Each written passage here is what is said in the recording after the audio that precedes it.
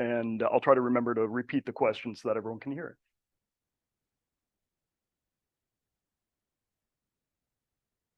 It's our first time trying to do a broadcast and recording, so bear with us. Hi, John.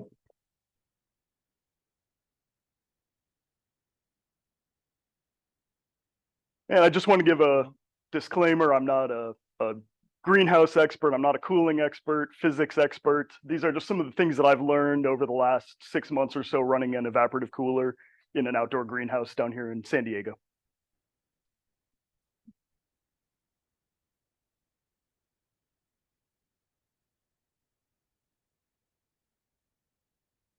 So today's presentation is about evaporative coolers and their use in greenhouse cooling on the home user level. Not talking about like big commercial, but what we would be using as members of a plant society.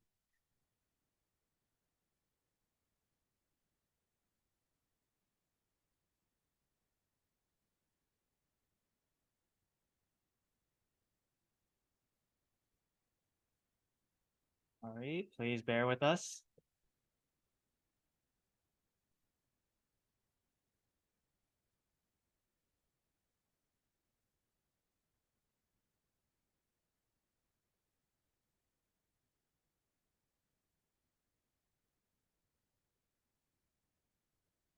All right. Thanks for bearing with us during technical difficulties. I'm David with the San Diego Carnivorous Plant Society, and I'm just going to recap just so that we can start our official YouTube recording here. I'm going to be Hong and I are going to be talking about evaporative coolers and their use in amateur greenhouses. The term evaporative cooler is synonymous with swamp cooler, so I may use either term back and forth. Yes, let me know when you Go ahead. All right. So what is an evaporative or swamp cooler? It's an energy efficient way to cool a room or a greenhouse. A fan passes warm air over water saturated pads. So we have cooling media. We have air coming in this way. It's all right.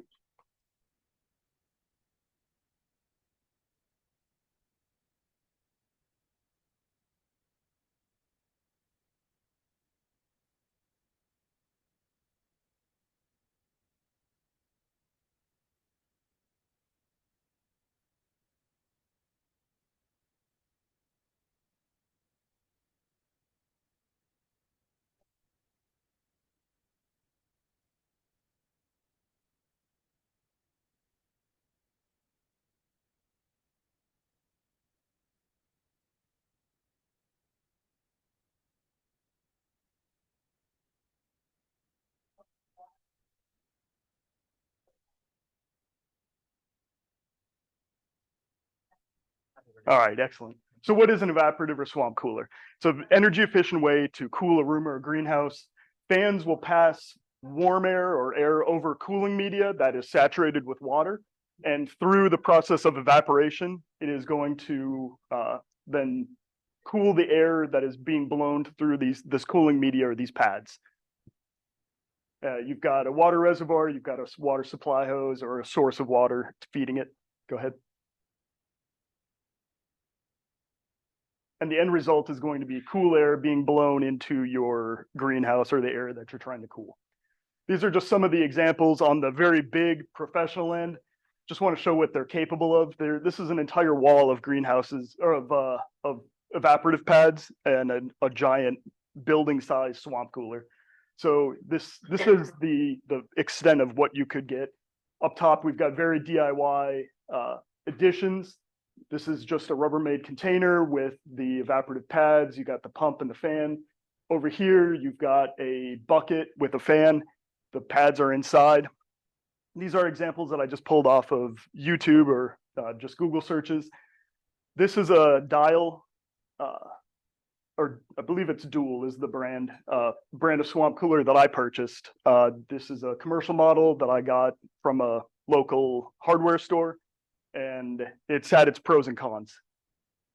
So I'll explain my point of view and what I've seen and experienced from a commercial unit. Go ahead. So what are the components? This was a very early, like a lot of us, I'm sure, you start out with something really small, try to spend the least amount of money, you find out that it doesn't work, and so you keep getting bigger and bigger and bigger. I've tried to avoid doing that from my experiences. This was one of the early swamp coolers that that my wife had purchased, and it was for a one of those little pop-up greenhouses that's like 2x3 and about 4 to 5 feet tall. It did absolutely nothing. I was going to bring it in to show an example of like what the components are, and I'm like, I'll just take a picture. It actually was pretty good about displaying the actual pieces. So this was just a small little thing. Don't waste your money. In my opinion, it did absolutely nothing. But here we've got the evaporative pads, we've got the water reservoir, and you can see here we've got a small computer fan. So for the purposes of this demonstration, it actually worked out pretty well. Go ahead. But it was garbage. So what are the cons of evaporative coolers? Because it's not all great. It's definitely not efficient in high humidity environments. As you know, in San Diego, the humidity at night can be 84%, 70% higher. It's not going to be as efficient once you reach these high humidity levels. Also, once you start running the swamp cooler in a small enclosed area, it's going to raise the humidity. That's great for some plants. I grow intermediate nepenthes, and they like relatively high humidity and airflow. So it works out well, but the higher the humidity, the less effective the unit gets because it's based off of evaporation of water off of those pads to generate that cooling effect. It will not cool as much as air conditioning, but it is a lot cheaper. So if you're trying to get one of these to cool a highland greenhouse where you're growing plants that require like 60s, you're not going to get it. It's just not going to work. I turned on my swamp cooler today just to see what would happen. Usually I wouldn't turn it on this early. So this morning, the humidity was starting to drop down to, this was at about 9:30. Between 9 and 9:30, the humidity was dropping from 82% down to 77%. And as the temperature was going up. So there's an inverse correlation between humidity and temperature. As the temperature starts going up, the humidity drops. So for the purposes of cooling a greenhouse, the swamp cooler is pretty effective out here in San Diego when you need it during the hot part of the day. However, when I turned it on, the temperature only went up by about a degree, but the humidity went up from 77 to back up to 84% within about 5 minutes. So we're really talking, it pumps out a lot of humidity. It also requires a constant source or reservoir of water. So the reason that I bought that commercial unit as opposed to trying to make one is that I've only got a 4x6 greenhouse. I've got a limited amount of space outside and it's not very big. So I needed something that could fit in a very small area. This swamp cooler is about 3 feet tall, and it's about 1 feet by 2 feet. It's a big unit, but it holds 13 gallons of water. And so that can run for a couple days without any problems. It does have a float valve and a source where you can plug in a hose, but we'll get into down here. Using tap water can not ruin the unit, but it's going to make it so that you have to clean it a lot more. So I try not to do that. So pros and cons. But it does require a constant source or reservoir of water. It dramatically increases the room humidity, and it may be better in an outdoor greenhouse. I haven't been successful running any small ones indoors, so we'll see. But I don't think I would want the inside of my house being 84% in a bedroom. I buy filtered water, and so I go to a water refill station, and I get 5 gallons at a time of filtered water, and I use that for running my swamp cooler. It's an extra cost on top of the electricity of the fan and the water pump, but it keeps the unit clean. Safety. You absolutely have to have a GFCI outlet. You're dealing with water, you don't want to electrocute yourself. Additionally, you have to maintain these units because stagnant water or improperly maintained water can be breeding grounds for mosquitoes and bacteria. So you don't want to infect yourself with some kind of airborne disease or bacteria, and you don't want mosquitoes infesting your entire area. Go ahead.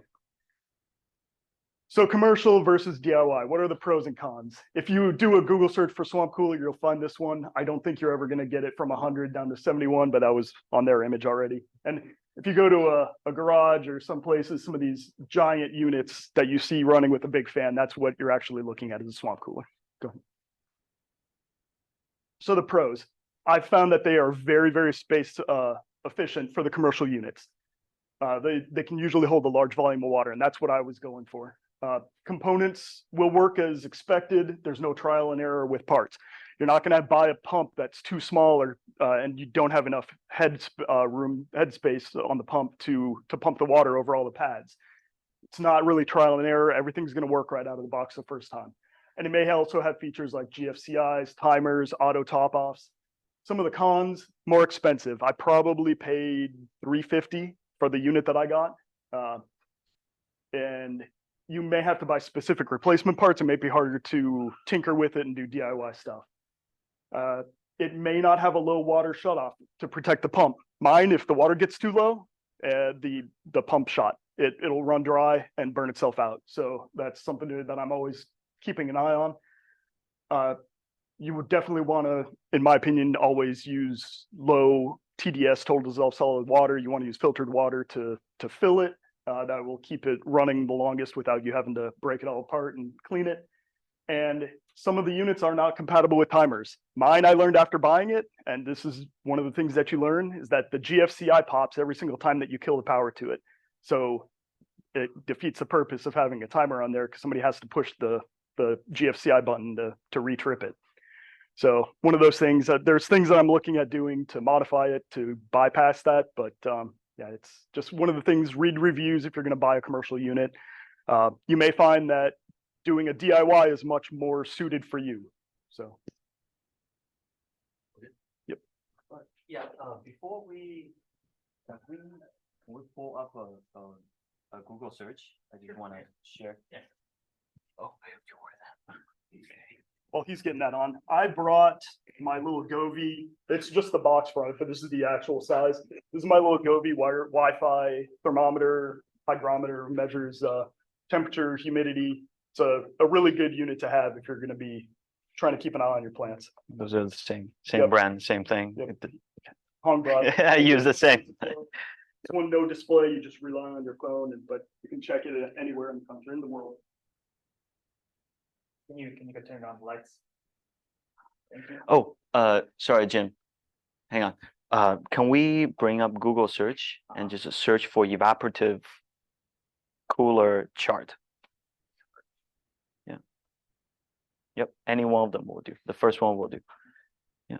So yeah, just to add to what David was saying about, how applicable is evaporative cooler at, in San Diego. I just want to bring this up. So there's all these charts show the same information. Can probably just click on that image. No, yeah. Can we zoom in a little bit? Yeah. So evaporative cooler is got its limitations, right? When it's not going to do anything at night. Because at night your relative humidity is really high. Usually our nighttime humidity, if you are near the coast, it goes up to 80–90%. So there's no point running evaporative cooler at night. Your plants will be fine. And if you are in an area that your night temperature is above 60, these coolers will not do anything for you. So what this chart shows is that on the y-axis, it's the air temperature, right? So the outside air temperature, ambient air temperature, and on the x-axis is percent relative humidity. So let's just take 85 degree roll as an example, right? So if your outside temperature is 85 degrees, where that's about average, I would say a couple miles from the ocean, that will be your daytime temperature. So if the outside temperature is at 85 and your relative humidity is at 50%, the evaporative cooler will cool down the 85 degree air down to 74 once it enters your greenhouse, right? So that's the kind of cooling power we are looking at. So the hotter it is, and the less humid the air is, the more efficient it's going to be, the more cooling power it's going to have. So you can see all these green boxes, right? That says optimal conditions for evaporative coolers. They can consistently, the coolers can consistently output air temperature around 70 degree F, almost regardless while you're out. Well, of course, it's related to your relative humidity, but you can produce that temperature drop. And the hotter it is, usually the more dry it's going to be, and the more efficient the cooler is going to be. So yeah, so this is a very useful chart to go back to if you are wondering about, in your specific location, whether or not building or buying a evaporative cooler is the right choice for you. So this is a very, very good information. So once you do determine that, hey, where I live, I can benefit from an evaporative cooler. Next thing you have to decide is whether to buy a commercial one off the shelf or to build one of your own. So I did some research, probably as you did too. Nowadays, there are off-the-shelf evaporative coolers that are decently cheap, down to about $200 you can get one.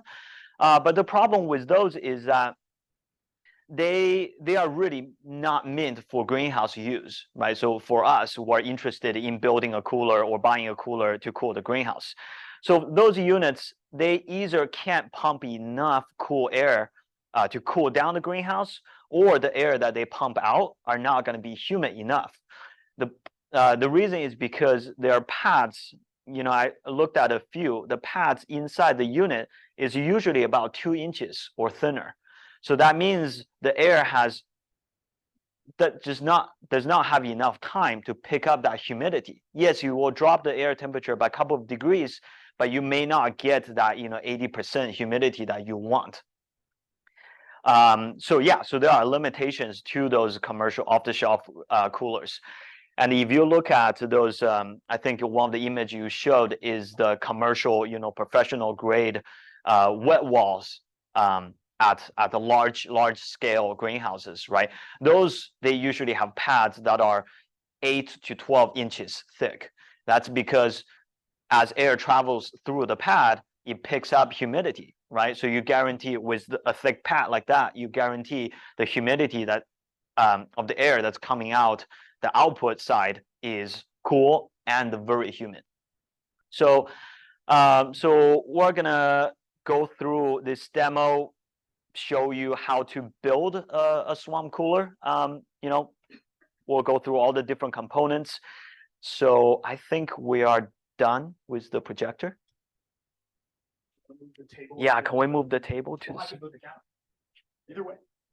Yep, let's move, let's get that out of the way. Let's move this to the center. No, just put it on the bottom. Yeah. Okay, so that.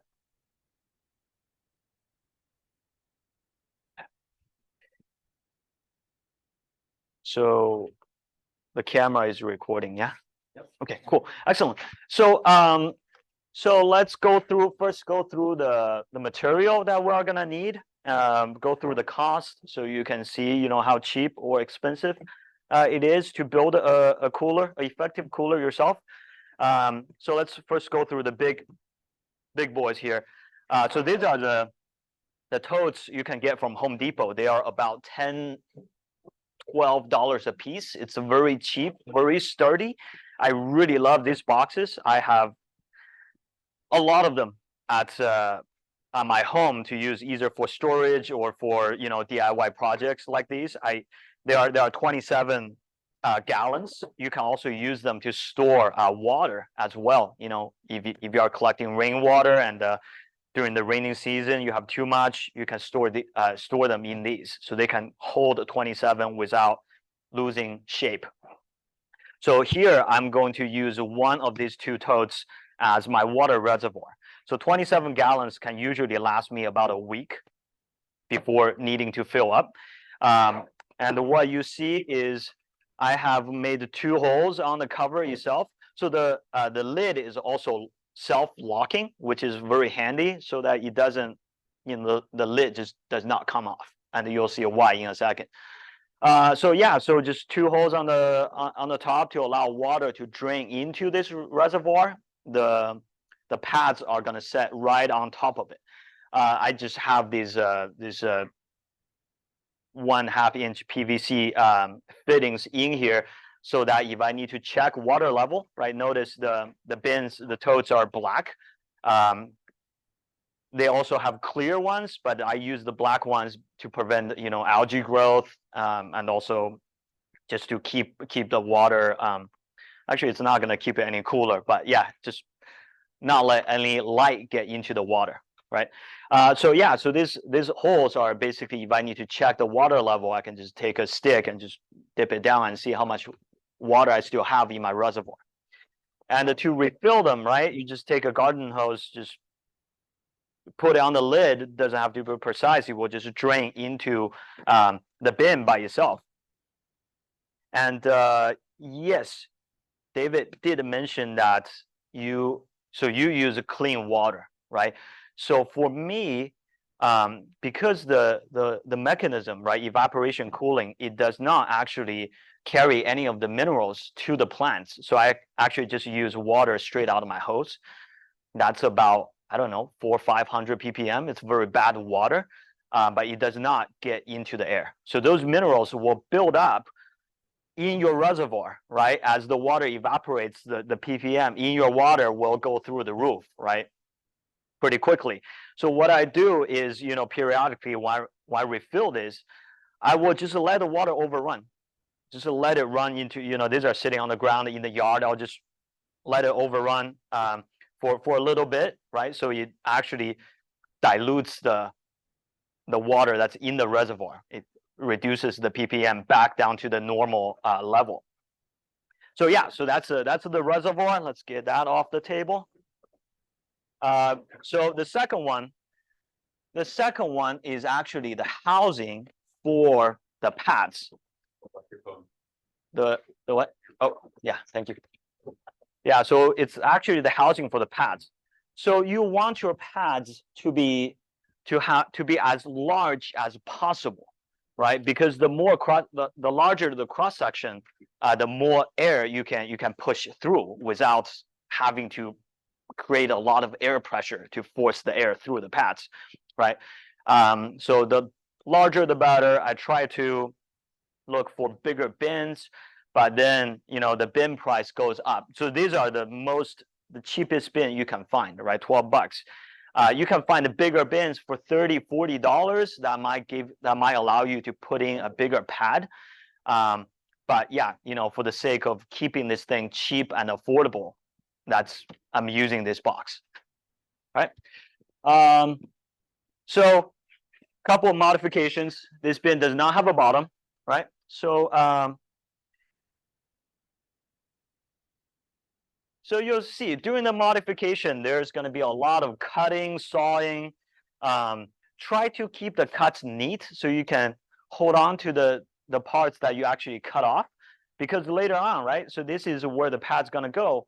For example, during the winter months, if you live close to the ocean, you don't necessarily need to run the cooler. Then all you got to do is put this, tape it back on, and it seals your greenhouse from the outside world. So yeah, so these are good to keep. And the other piece, this round piece, is the hole for the fan that I have cut into the lid of this bin. All right. A couple more modifications here is you'll see in a second. This is the hole for the water inlet. There's a PVC pipe that will go in there to feed the water to the pads. A couple of zip ties just to hold that piece of PVC in place. All right, and this guy. So that fan is very heavy. You need something, a sturdy frame to hold the fan in place, make sure that it does not, fall apart, right? So you just cut some, 2x2s and nail them together, and that's fairly straightforward. Yeah. Okay, so the next thing, let's go over the pads. So the first question is, where do I get the pads, right? So when I was building my first cooler, I searched up and down and I couldn't find any pads. If I find them, they are like the wimpy, 2-inch thick pads that I do not want, right? So it turns out you can actually buy this from Home Depot. They will not have them in stock, but you can order them from the Home Depot website. By the way, I'm not a rep or a salesman for any of the products I use. I like them because they are good products, okay? So these pads, if you go on Home Depot website and look for Cool Master evaporative pads, you should be able to find these guys. So they only sell, so these are actually the replacement pads for the commercial Cool Master evaporative coolers. So these are really good for your DIY greenhouse and also for this DIY project because they are thick. They are 8 inches thick. So they have plenty of they provide plenty of time for the air to pick up the humidity as it's being forced through.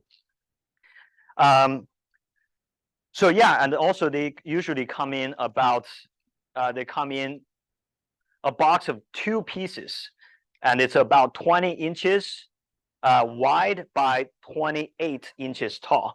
So you can see here, this is actually a piece that I cut off to make this a smaller piece, right? So this is how tall it used to be before the modification. So you just have to cut it to a dimension. You can also see there's a little bit of an angle on all the sides to match up with the angle on the tote, on the bin.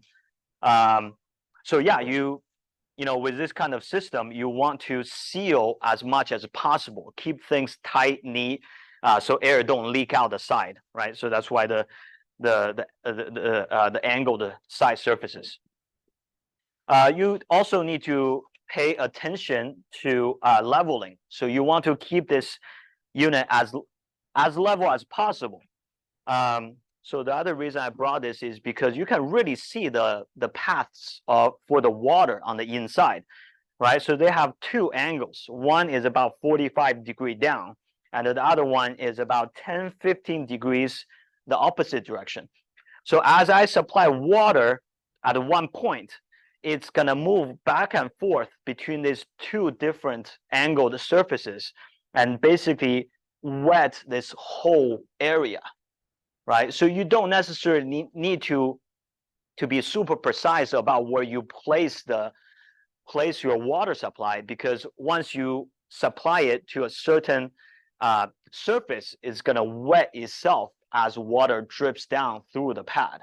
But you do have to be careful about your leveling, because if your thing is at this level, right, way off the level of the plane, then your water is not going to travel throughout the entire pad.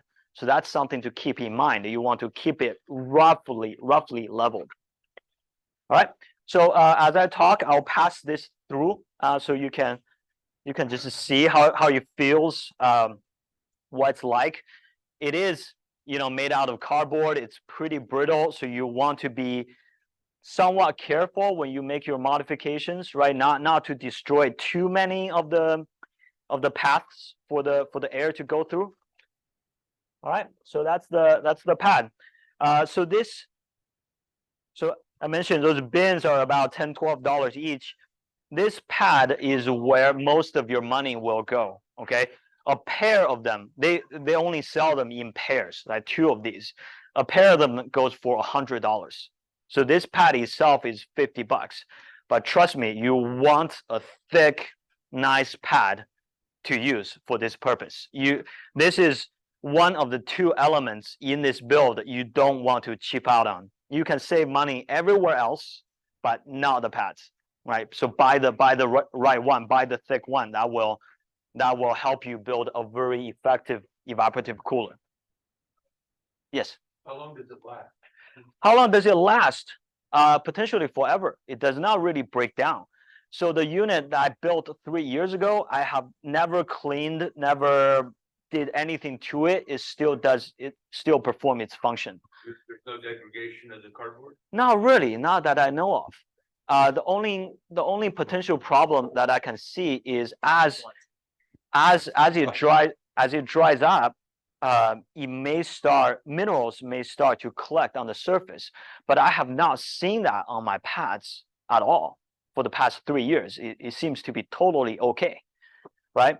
And also, for $400, you get 2 of these. So if you do screw up on your build, you have a backup.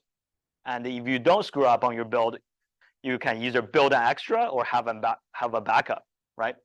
So that $100 there is, money well spent. The other place that you don't want to cheap out on is the fan. Okay, so this is a big boy 8-inch centrifugal fan. So this is a little bit different than your usual fan. The usual fan that you have, you can see the blades coming out of the sides, right? And they are designed to move large amount of air quickly with minimum amount of pressure change. So those don't do well in this application because there is a lot of resistance when pushing air through the pads. So you want a centrifugal fan that can generate a lot of air pressure. So that forces the air through the pads very quickly.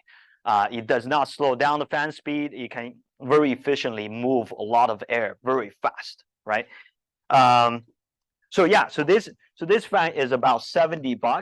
I think on Amazon right now it's about $80, but you may get a discount here and there that's make it about $70. So this is another piece of equipment that's worth spending some money on. These fans are also long lasting as well. My previous build 3 years ago, the fans kick on every day for at least 8 hours a day. That's in the winter. During the summer, it actually stays on pretty much 10 plus hours a day. And the 3 years later, the fans still work fine. Yeah, so good fans. So those are the 2 biggest bills in this build.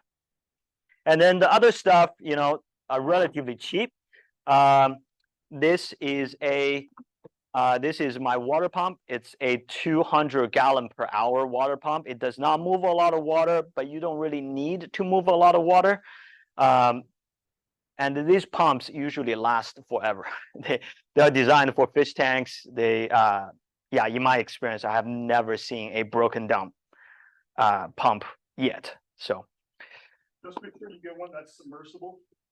absolutely, yes, yeah. So these ones, they're fully submersible. You can drop them into a tank of water, and they will not short or give you any trouble. So the pump has a flexible tubing attached to it. At the end, this is a piece of 1-inch PVC. I just have these laying around in my house. You can buy a 10 feet one for like $5. It's also very cheap. What's attached to this, right? So as water gets pumped up, it goes into a 90-degree joint. It may or may not need it, but the next piece is this straight 2-inch PVC pipe, right? It just connects like that. And what you see here, this is what supplies water to your pad, to your cooling pad. So you really want to, as you can see, right, this across the entire width of this thing, there might be like 20, 30 separate vertical cells to it, right? So you really want to make sure water can get into each one of these cells, because if you don't have water going through one of these cells, that whole cell will stay relatively dry. So you really want to make sure you have a lot of densely populated holes on this PVC that allows water to go into every one of those cells. And you'll see in a second, it's as long as your hole density is high enough, it's going to be very efficient, right? And at the end, I just sealed it off. You can use a piece of duct tape or whatever tape, seal this off. The reason it's 45 degrees is just to conform to the corner of the tote, right? So I really want to get the water into every vertical cell on that pad, right? Sealed off, and the hole goes from this densely populated hole goes from very tip of this PVC down to here, which is the last hole is right inside the box, right? So that's your water supply. The last thing you are going to need, I think so. Last thing you are going to need is a temperature controller, right? So I think David, you mentioned that you want yours to be on a timer, right? Well, I meant, thank you. Oh, okay. David, I meant, catch, hit the mic for the Zoom people. yes, I meant temperature controller. So Perfect. this is a great one. Yeah, so this is what I have been using since I started this hobby, right? It's an Inkbird temperature controller, $25, relatively cheap and very reliable. I have functioned for many years before failing. So yeah, so these are all the materials. Some accessories you might want are these, I have been bringing these to almost every meeting, right? These are just the temperature loggers that are very, very helpful in this hobby, right? It logs temperature so you know what your temperature is throughout the day, not just when you are there, right? You want to monitor those. All right, so let's put this thing together. So let's see, what should I do first? I will take this, right? Also, these have very specific directions, so you want to get your directions right. Okay. Before modification, it had a airflow arrow, and it also had a up arrow. Means it needs to be positioned in a certain orientation, as well as your air needs to go in through a certain direction for this thing to work properly. So for me, I already know that I made a cut. So besides making cuts to make this thing fit in the toe, I also made a cut on this upper corner to fit that PVC pipe. So that's where the water is going to enter this pad. And you'll see later when I turn the pump on, the water will trickle through and wet the entire pad within a few minutes. All right, so drop that thing in. Really just press it. Yep. Okay, let's see.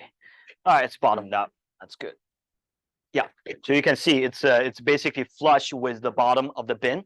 So another nice thing about this design is that as your water trickles through your pad, at the bottom it gets caught by the side of the bin, and it gets funneled back towards the back, so it's controlled. And you don't necessarily need to manage that, because this, as good as this tote is, it's not airtight, right? So water will come out from the bottom and drain, and just naturally drain into the reservoir tote. All right. So this is pressing the pad into place. I will take this off now, and you'll see here. So this tube will go into the tote through this hole that I have cut, and it will go into the zip tie, which holds it in place. I'm being a little rough right now, so that tape is kind of coming off, but that's okay. All right, so now it's all the way in, right? So it takes some practice, to get things right. So you might, scrap a couple pieces of PVC. Doesn't matter, they're really cheap, right? So put it on the side. And also, this is aligned in such a way that I know the holes are now pointing straight down, so that allows the water to go out and get onto the pad. That's it for putting the pad in place. So now we can actually close this thing up. But before we do that, let's bring this thing back. So this is the lid that will hold the fan, right? So these centrifugal fans, thank you, have a very specific inlet and outlet, right? So this is the inlet. You can see the fan. The fan blades are actually on the side. It's not in the center. But do be very careful when you do this, okay? Don't stick your hand in here. You will really do some damage. Yeah, matter of fact, you do want to have some kind of a bug screen covering this so that random insect flying by, doing their business, prevent them from getting sucked into this thing. It's not good for the fan.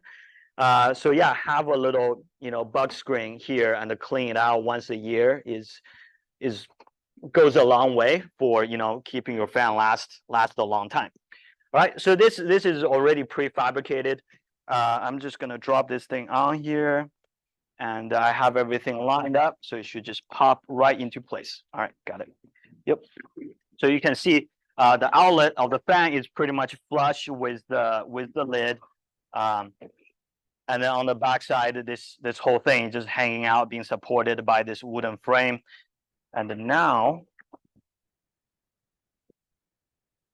is the time to attach the two halves together. So, oh, I got my hands twisted. All right, so as I mentioned before, these totes are self-locking. They have a little locking feature on here.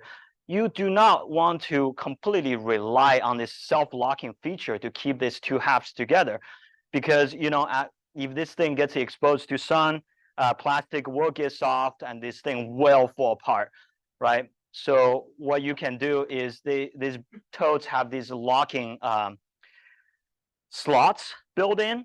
You can just put a zip tie or something, just make sure that they don't fall apart. All right, let's see. Should I do this now? No, let's. Oh yeah. Okay, so locks the top, locks the bottom, and now this thing stays at one unit. Okay, so I also like this design because it's pretty much standalone. It's easy to service. If you need to remove the fan, you can just pick up this whole top half and take it somewhere else to service it. Another thing is I want to mention right now is that this whole unit actually would go outside of your greenhouse. Like David mentioned, the space inside your greenhouse is very valuable. You want to save every square inch of that space for your plants and not have this big clunky unit inside your greenhouse. So yeah, so I designed this thing to fit outside. And what you do is you basically on the side of your greenhouse, you can just cut a hole that's the same size as the bottom of the tote, and you just shove this whole thing into the into that hole, so that it only exposes itself by maybe 1 to 2 inches on the wall of the greenhouse, but 99% of this setup stays outside the greenhouse. All right, so that's that. Let's get this thing back. So again, this is a unmodified tote, modified lid with just 2 PVC fittings that allows me to check the water level, and also this is where the water will drain into the reservoir. So first thing I will do is, okay, so put a pump. Those pumps have little suction cups underneath to make sure that they don't come up and they stay at the bottom. Okay, push the PVC through.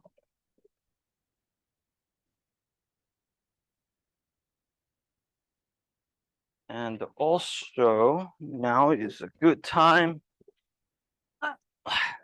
So like I mentioned, this is just water from my my garden hose. You can, if you want to use RO water, but it's not 100% necessary.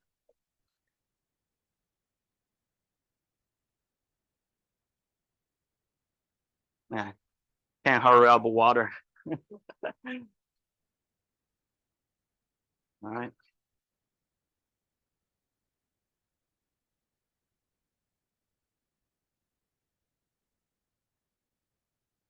Yeah, so this is a 5 gallon water. This tote holds about 20, you know, it says 27 gallons. So this is about quarter full. It's just enough to submerge my pump. So I need right now. And also have your plug go through the same hole. Well, should have done the other way.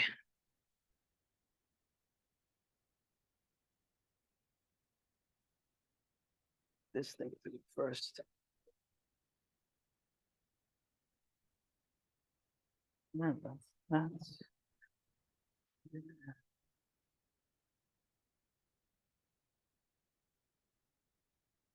excellent. Thank you, David. All right, cool. Now that's it. I mean,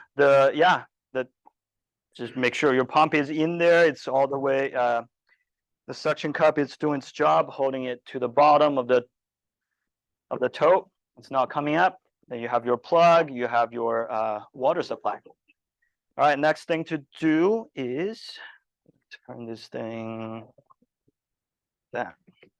Okay. All right. So now place this thing right on top of it. Okay. So this whole top assembly is pretty heavy, which does a very nice job of actually slightly deforming the lid. So it actually creates this funneled shape, right? So it allows the water to drain into those two holes that I cut into the middle. And just for demonstration purposes, I have this piece of wood. We'll just prop this thing up like that. All right. You can actually, nail the wood together. So this thing is freestanding. But for now, we'll just leave it separate. Let's see what else is there. Okay. So first thing that I will do.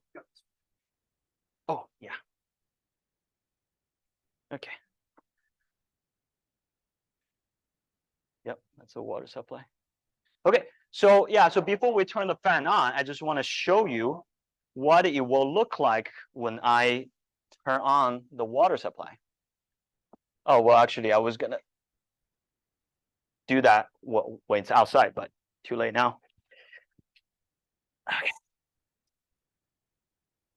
Yeah, so make sure safety first, make sure everything's dry. All right, so you see the water getting pumped up, and you'll start to see the water trickle through the pad because the pipe is located on the back side, so it's going to take a little bit before the water reaches the front, but you start to see, right, things start to trickle. It will take about a minute or a couple of minutes for the pad to be completely wet, right? So a couple of minutes is not really a huge deal because this thing will run 8 to 10 hours a day. So a couple of minutes to get started at the beginning of the day, it really doesn't hurt me. It doesn't need to be like instantly, right? So yeah, so you can see the water is trickling, and if you do touch the wet part, and you'll see there's a water on there. So also notice you hear the water, the excess water that drains out the bottom, get routed back into the reservoir, and it does not drip out in the front. All right, so while we wait for that to go, I'll say a few more words about this Inkbird controller. It's so it has 3 things to it, right? So first, it has a plug, right? This is your supply, power supply, and then you have a temperature sensor. So even though this is, part of its function is to control humidity, right? I don't actually use a humidity sensor. I care more about the temperature. Usually, if the temperature is within control, the humidity will naturally fall into its place because this thing will pump out very humid air. All right. So the last thing is your output, right? So it's labeled as cooling and heating. So this controller actually can do 2 things. It can cool, and if temperature gets too hot, it can also cool. If temperature gets too cold, it can also heat, right? So if you have a heater in San Diego, you really don't need a heater because your greenhouse will also trap heat. So even in the winter, during the day, the temperature will go, naturally go up to 70, 80 degrees at least. All right. So can I get that power strip back? While he's finishing setting up, I mentioned a that- GFCI, and the purpose of that is if Perfect. if it detects that there's water and electricity meeting, it'll kill the power so that you won't get electrocuted. If you've got an outdoor outlet, it should be somewhere on a GFCI circuit. So if you're plugging into the outside of your house, you should be good. Thank you. They sell separate GFCI plugs that you can, or outdoor extension cords that have them. And that's one way that you can protect yourself. After. Okay. What else? Oh, the fan. Need the fan. Oh, another thing I forgot to mention is this is a very powerful fan. It goes at 2,800 RPM. So it's very loud. So for $10, you can buy, from the same brand, you can buy a fan speed controller, right? So, when I turned it on, I was like, man, the whole neighborhood can hear my fan.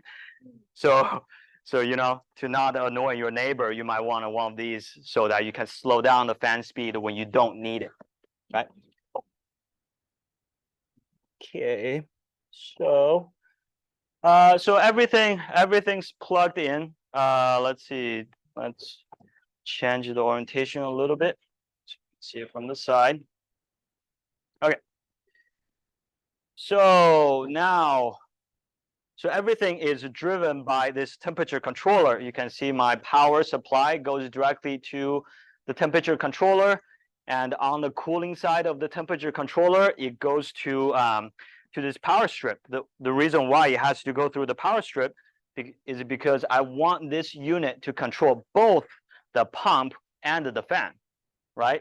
Makes sense. When the fan is running, the pump should really be working as well.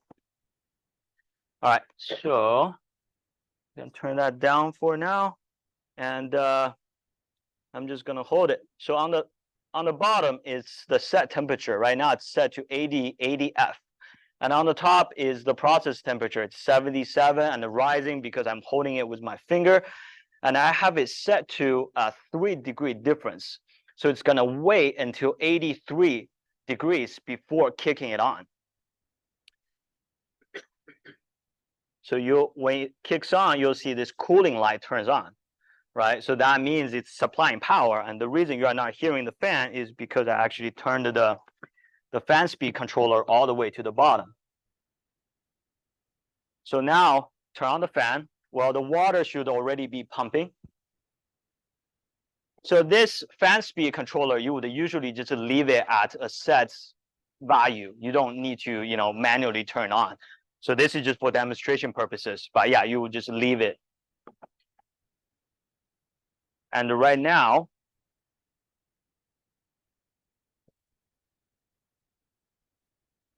it's still winding up. And guess what? This is 50% power.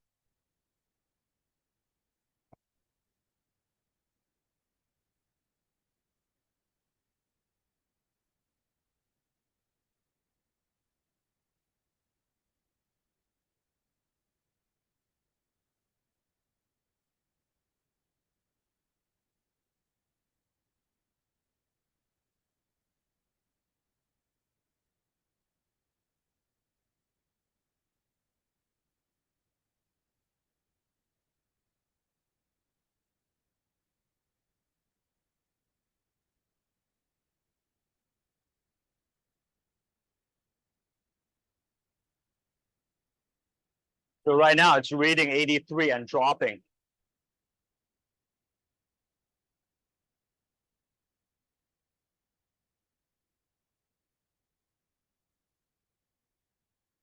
So 81.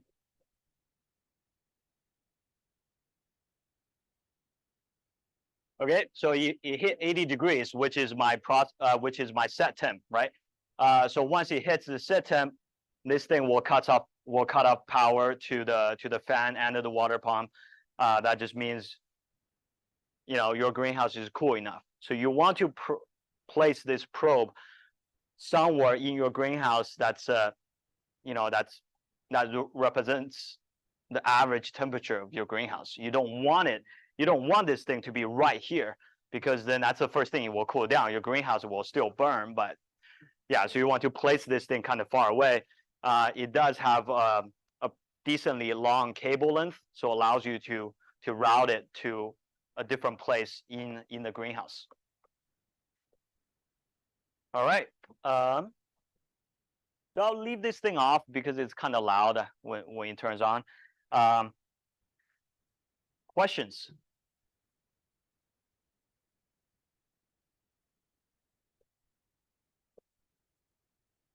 No questions. Question from the chat, Zoom chat.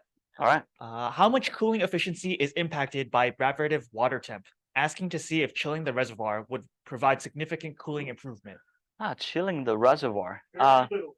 Very little, huh? Yeah. So I haven't done this experiment myself, but there was a YouTube video where somebody heated and cooled the water, and it made about a 4-degree difference. So if you're packing this thing with ice, the ice is going to melt within the hour, and you're going to lose that 4-degree difference. The companies that sell these say that there's no difference whether you've got very hot or very cold water. The evaporation rate is the same regardless of water temperature. This guy did find very minimal differences, but it was within 4 degrees and probably not going to save or kill your plants. Awesome. All right, so another couple of things I just thought about. Yeah, so the total cost of this build, you know, including the temperature sensor, right? So I did my math. So the fan is 70. The fan control, right, the little controller that sets the fan speed is about $10.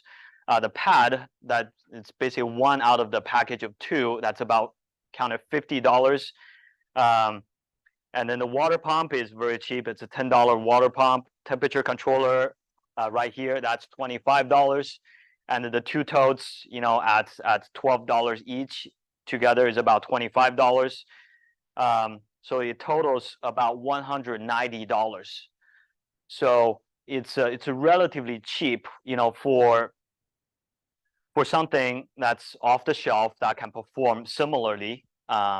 You would be looking at probably $500-600, right? So to build it yourself, one, you save some money, right? You also have another pad that you can use as a backup, and the 2, you understand how this thing is put together. So if anything breaks down, you don't have to replace the whole thing. You would know exactly what the problem is and you know what replacement component you would need, right? So this repairability, it's not a complex system, right? You got a pump, you got a fan, that's it, right? So if something stops working, troubleshooting is fairly easy. I do want to say though, on the maintenance, right? So remember those holes that we had to drill into that PVC pipe to let the water trickle through, they do get clogged over time, right? Especially if this thing is outside and you have whatever dust, debris that goes in there. The tightest place in this whole water supply chain are those tiny little holes that's supposed to distribute water. So you do want to clean those out, you know, once in a while, and it's fairly easy, right? You can take the whole thing, you know, off to the side, but basically you just want to pull out. There's nothing really holding it in other than the 2 zip ties at the top, right? You would just pull it out and clean out those holes, and then you are good to go again. So yeah, other than that, for the other unit, for the older unit I built 3 years ago, I have done 0, absolutely nothing. There was no part replacement. There was no maintenance, basically.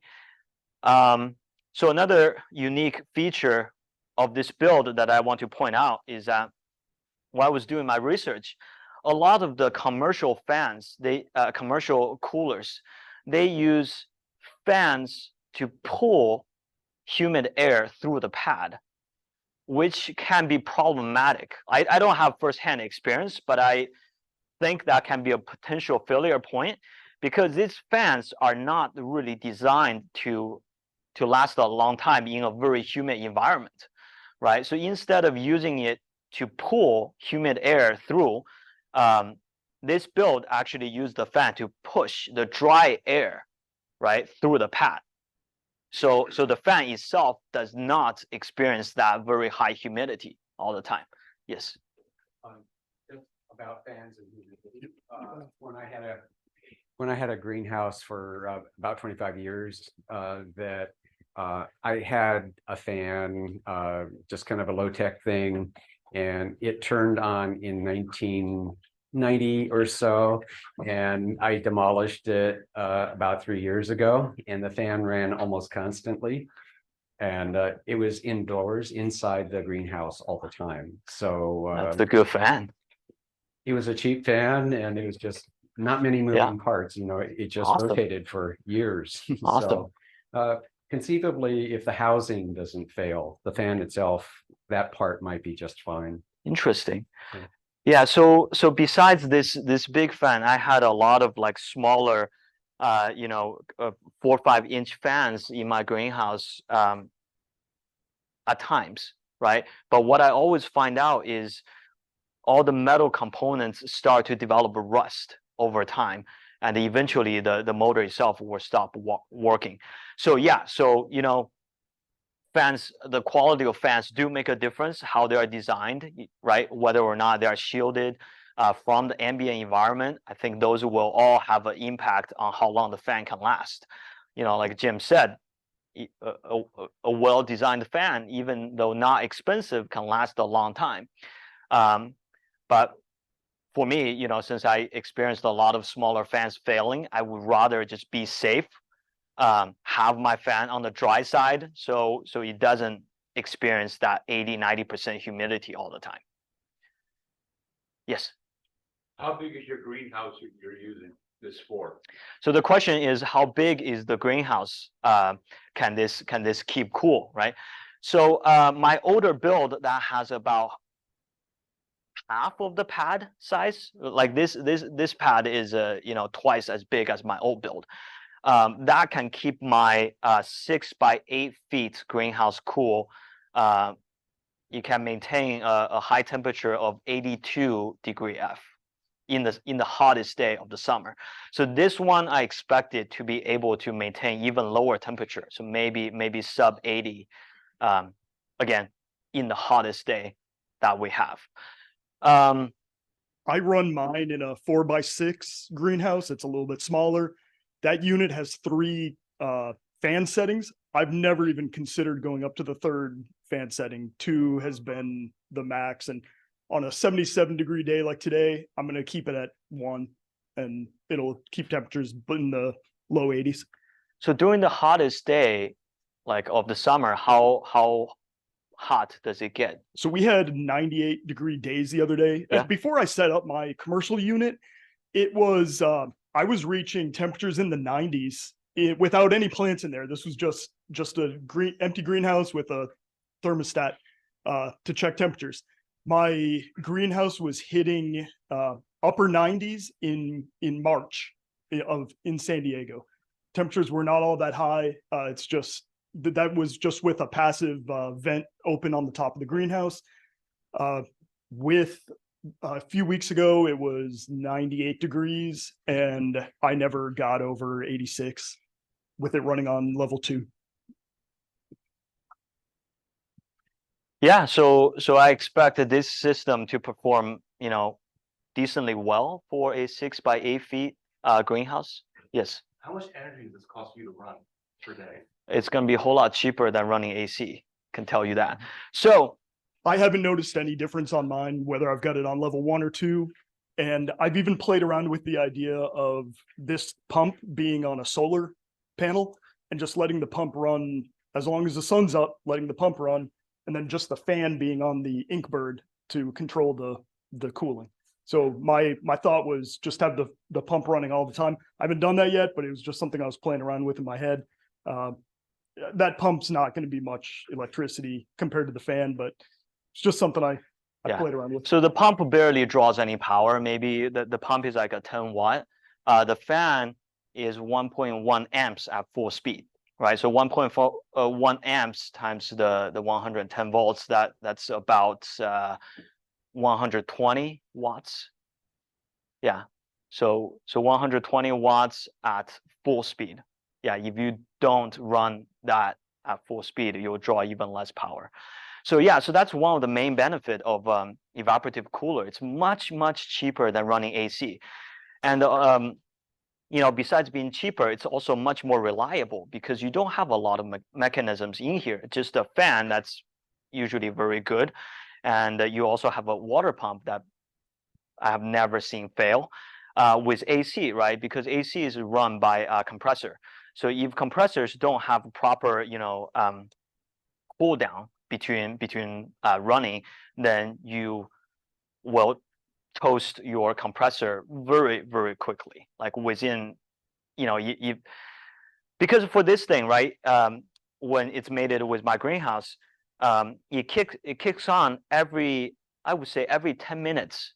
It will kick on every 10 minutes, run about 5 minutes to cool it down, and then you will shut itself off, and then 10 minutes later, temperature is up to the trigger again, then you will kick back on.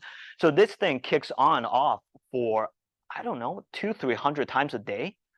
So it does a lot of cycles, and your AC unit, doesn't matter if it's a home use AC unit or a commercial unit, will just not last with that kind of starting and the stopping cycle. Yeah, so this is going to be a much more reliable solution. Yep. Any other questions? Yes. Have you had any issues with mosquitoes or any like insects breeding in the reservoir? So that's a hard question to answer. I don't know, because my current setup that I built 3 years ago is actually inside the greenhouse. I really want to get that space back because it takes, you know, 2 levels of shelving to host this inside the greenhouse. That's pretty much about 20% of the room that I have in there, right? So 4 feet by 6 feet by 8 feet greenhouse is not that big. So this represents a pretty significant amount of space. So if I do, you know, like this, how I designed this unit, move it outside, mosquito can potentially be a problem. But you know, you have mosquito dunks. That's just a little pills that you can drop into the water reservoir, and it basically creates a film on top of the water. It kills the mosquito larvae. So that can be a potential problem, but there's already a solution to it. It's also not stagnant. Yeah, that's gonna say it's very unlikely. Exactly. And a problem with mosquito dunks is they kind of break apart. So Yeah. they can clog your filters or clog. Very your- true. Yeah, so Yeah. you might want to put a filter in this one. Very One true. solution to that would be Yep. mosquito bits in some kind of stocking or bag. So that would do the same thing. Pantyhose. So there's Ah. liquid mosquito bits. So Other questions?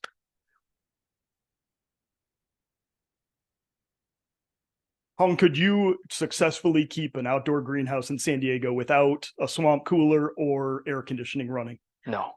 They would fry your plants. right? No. Yeah, you will. As soon as it hits 8 o'clock, you know, in the summer, the thing, like I monitor my temperature, right? It goes up by about 30 degrees in about half an hour. So you know, at night it's down to 50s or so, and within half an hour after the sunrise, the temperature is at the set point. The greenhouse, the cooler will start kick on. So I would say without one, well, my greenhouse is situated in the sunniest spot of my yard. It does not get any shade, so it does heat up very quickly. Yes, Jim.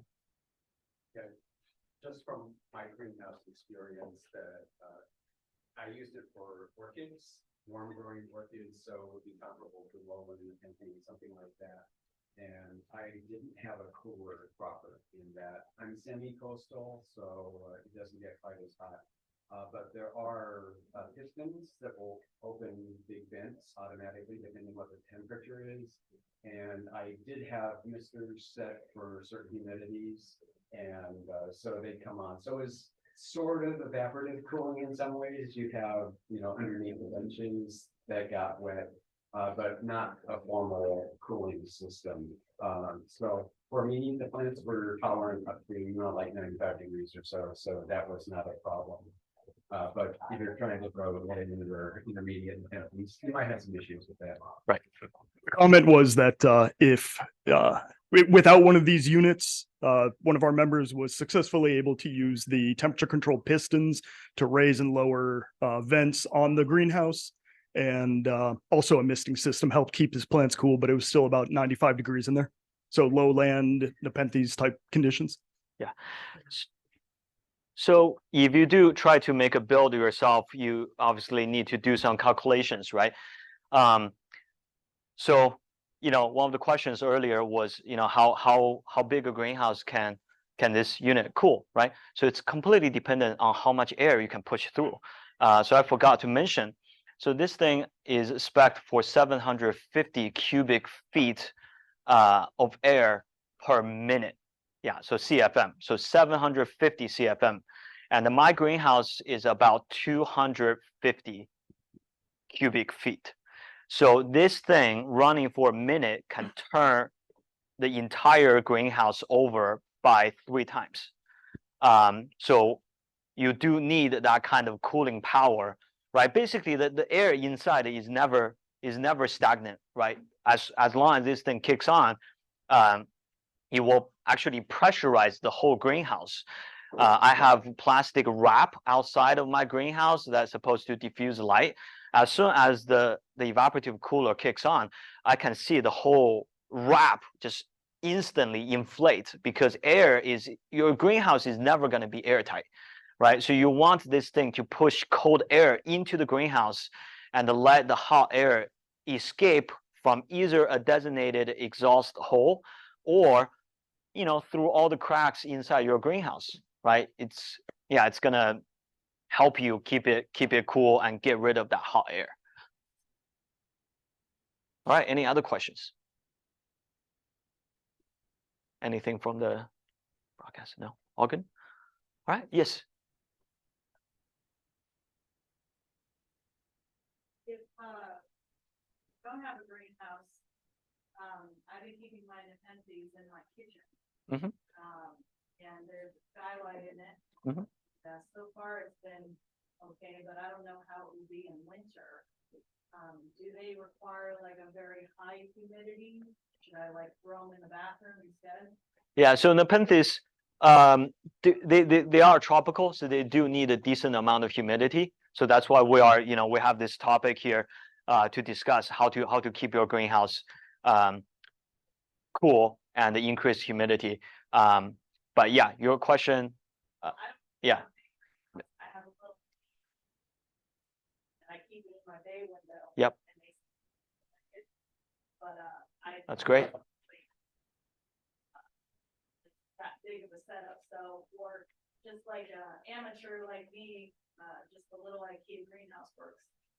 That's we've- perfect. We've That's got a great. member with Yep. with an indoor greenhouse, and she's been successful keeping the humidity up. I would, you might have missed the beginning of our talk. I said that this type of setup, I probably wouldn't try to run indoors. I've tried small units that were almost the size of this little cube, and they did absolutely nothing. So if you ever, it makes so much humidity. My humidity in my greenhouse right now is almost 84% because of my swamp cooler being on level 1, just on the lowest level. All right, any other questions? All right, you wanna? Thank you all very much. Thank you. Yep, thank you.